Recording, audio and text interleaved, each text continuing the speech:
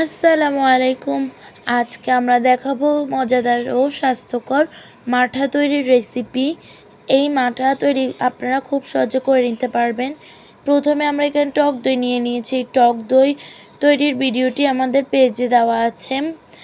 এখন এই টক দই দিয়ে আমরা মাঠা তৈরি করে নিব। মাঠা তৈরি করার জন্য এখানে আমরা প্রথমে 1 কাপ পরিমাণে টক দই নিয়ে নিব।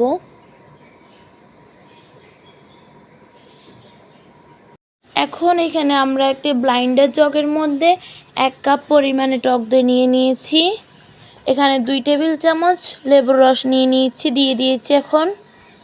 এখন এখানে আমরা 1/4 কাপ চিনি নিয়ে নিয়েছি। আপনারা আপনাদের স্বাদ মতো চিনির পরিমাণটি কমিয়ে বাড়িয়ে নেবেন। এখানে আমরা 2 গ্লাস মাঠা তৈরি করব, তাই 2 গ্লাস পরিমাণে পানি দিয়ে দিচ্ছি। এখন আমরা ব্লেন্ড করে নিচ্ছি। এখন মাঠাগুলো ব্লেন্ড করে নেওয়া হয়ে গিয়েছে। আমরা এখন গ্লাসে নিয়ে নিব। এখন আমাদের মাঠা তৈরি হয়ে গিয়েছে।